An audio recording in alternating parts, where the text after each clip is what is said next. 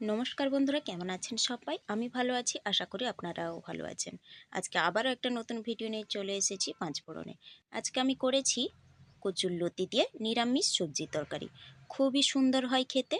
তো চলো, ভিডিওটা ভালো লাগলে দয়া করে পুরো ভিডিওটা দেখে নেওয়া যাক।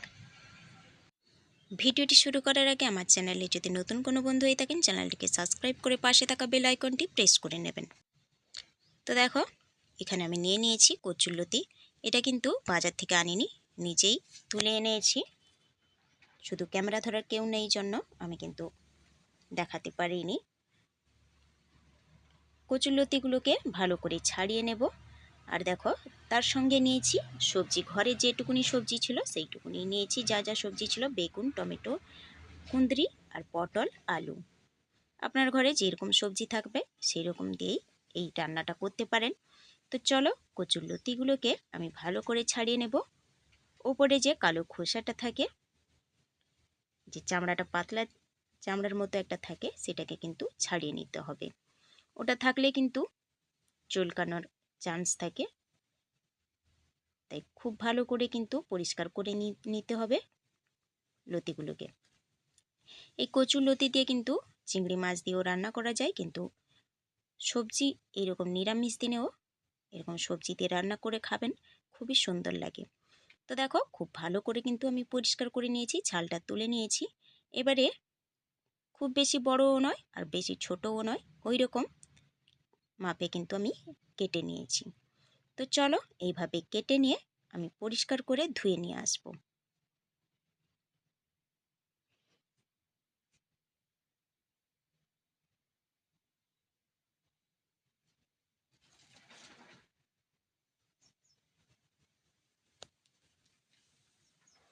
তো দেখো, কচুরলতিগুলোকে আমি কিন্তু ধুয়ে নিয়ে চলে এসেছি।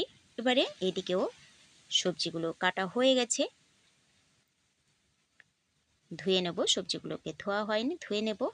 আর নিয়েছি বড়িগুলো।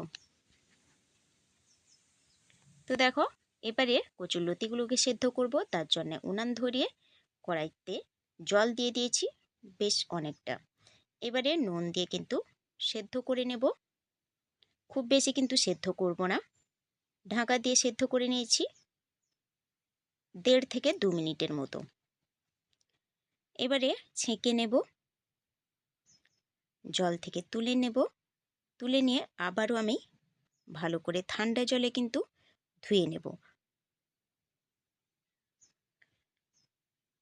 হাফ সেদ্ধ করলাম, কারণ ছেঁকে নিলাম জল থেকে হাফ সেদ্ধ করে, যাতে না চুলকায়। তো এবারে আমি এটাকে সরিয়ে দেব। আর দেখো, খুব বেশি কিন্তু আমি সেদ্ধ করিনি। এবারে কড়াই ধুয়ে নিয়ে আবারও আমি কড়াইতে দিয়ে দিলাম অল্প একটু সরষের তেল।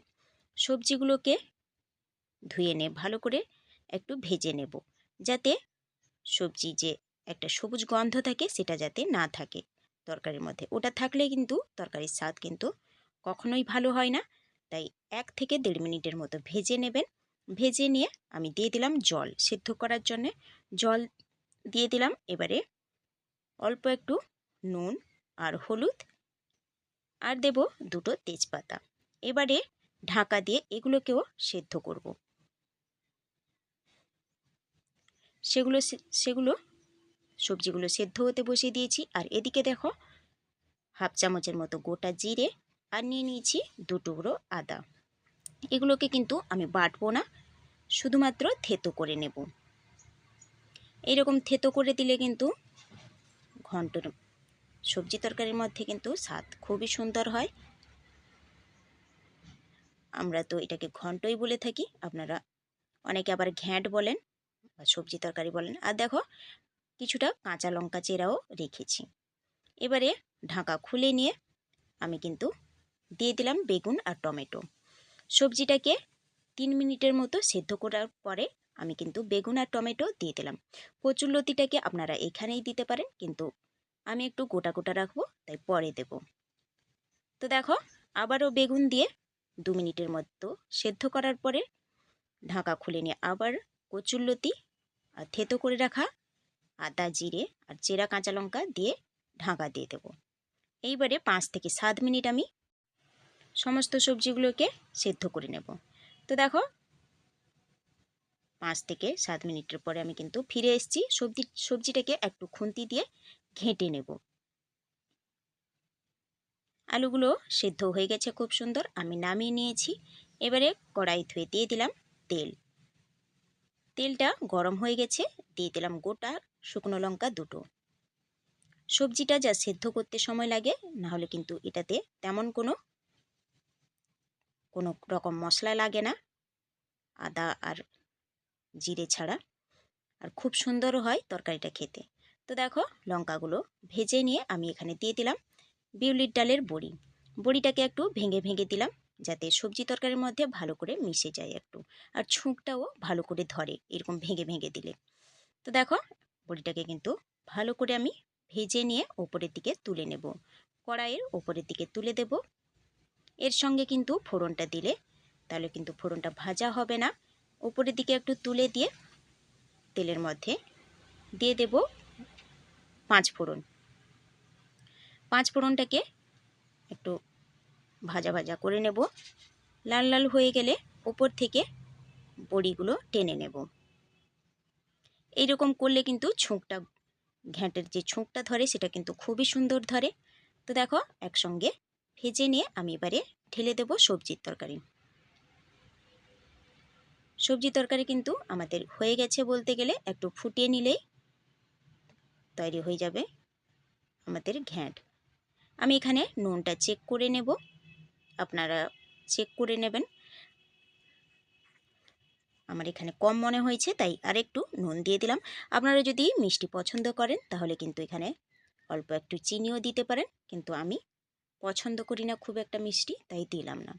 তো তৈরি হয়ে গেছে, একটু ফুটিয়ে নিয়েই আমি নামিয়ে নেব।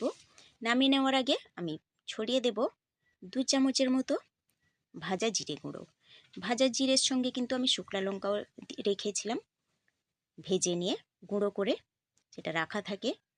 তো দেখো একটু ফুটিয়ে নিয়ে আমি নামিয়ে নিয়েছি। খুবই সুন্দর হয় এই তরকারিটা খেতে।